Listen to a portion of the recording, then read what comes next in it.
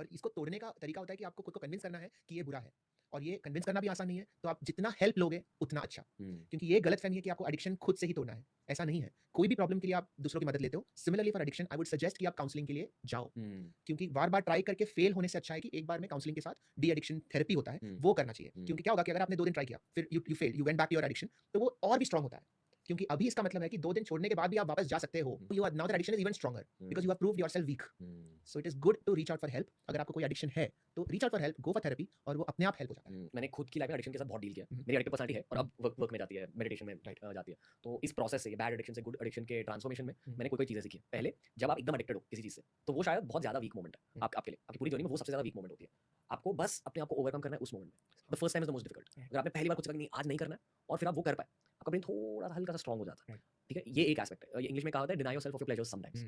कभी-कभार अगर आपको चाहिए कि नहीं मुझे चॉकलेट केक खाना है, मुझे गांजा फूकना है, मुझे दारू पीना है, एक स्टेप बैक लो और खुद से को नहीं करनी। नो, हाँ, मैं नहीं करूँगा, आज नहीं। आज नहीं, मे बी कल, बट कल की बैटल में कल फाइट करूँगा।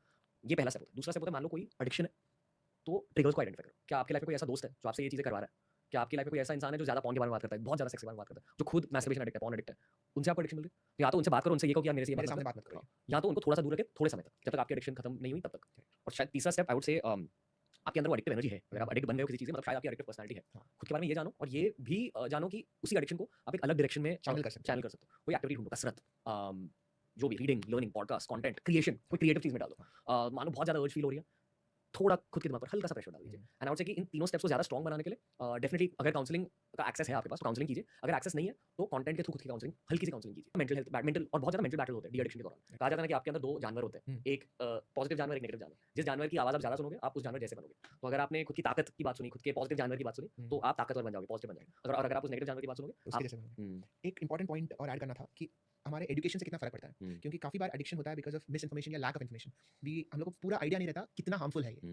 तो अगर suppose somebody is getting addicted, full blown addicts को बहुत फ़र्क नहीं पड़ता। लेकिन अगर आपको लग रहा है कि आप एडिक्शन की तरफ जा रहे हो, educate yourself, read more about it. क्योंकि एक तरीका होता है एडिक्शन बनने का इज़ डिनायल। क्योंकि हमको लगता है कि नहीं इससे क्या फ़र्क पड़ता है, एक सिगरेट से क्या फ़र्क पड़ता है, एक पैकेट से क्या फ़र्क पड़ता है। पढ़ो उसके बारे में, पढ़ो कि क्या फ़र्क पड़ता है, स्टडीज़ क्या हुआ है कि आपने एक पैकेट सिगरेट पी लिया 5 साल के लिए, 10 साल के लिए, तो लंग कैंसर का कितना परसेंटेज रिस्क बढ़ता है।